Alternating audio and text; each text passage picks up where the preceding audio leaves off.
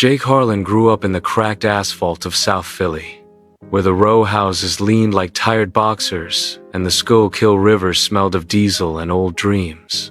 His mother, Rosa, cleaned offices at night. His father, Louis, fixed transmissions in a garage that never quite paid the rent. At 12, Jake discovered running on the potholed track behind the rec center. The first time he broke 5 minutes in the mile, the coach, a retired Marine with a voice like gravel, told him, "Kid, you got 1% in you. Most people never find it."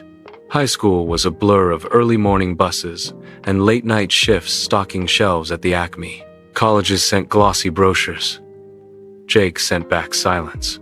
Temple University offered a partial scholarship, but tuition still swallowed half of Rosa's paycheck. He trained at 4:30 a.m., lungs burning in the January dark, then studied in the library until the janitor kicked him out. Senior year, he placed third at the Penn Relays. Good enough for a footnote, not a headline. The Olympic trials came in Eugene, Oregon, a world away from the row houses. Jake qualified with a 358-mile respectable, not elite. He shared a motel room with two other hopefuls who talked seed times and sponsorships. Jake listened, said little, and laced up his worn spikes. Heat 1. He ran conservative, finished 4th, advanced. Heat 2.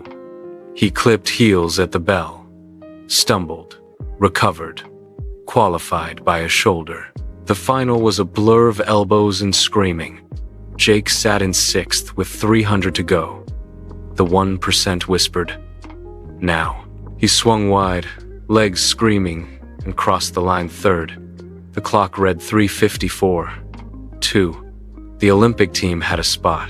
In Tokyo, the 1,500-meter field was a murderer's row of Kenyans, Norwegians, and a brash Australian who'd already won gold in the 800.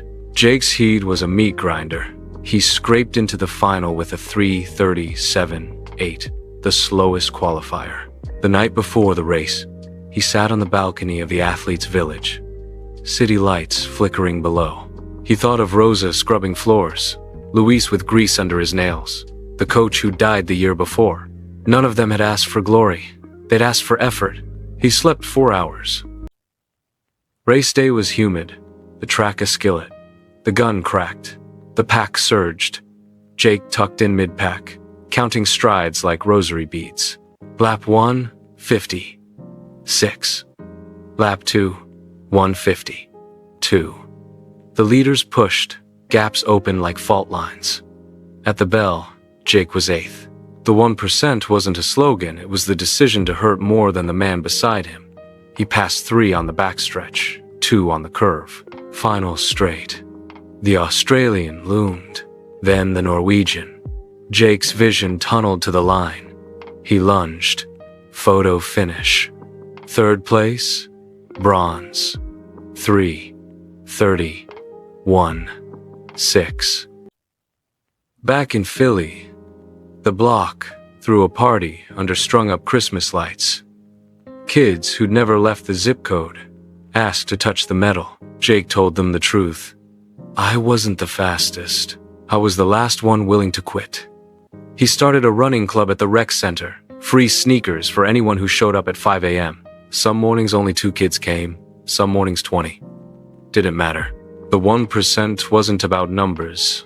It was about showing up when the alarm felt like a fire drill in your soul. Years later, a reporter asked what the bronze meant. Jake laughed, the sound rough as river ice. "It means the difference between almost and enough is one more rep, one more breath, one more morning when you choose the track over the pillow. That's the 1%. Find yours."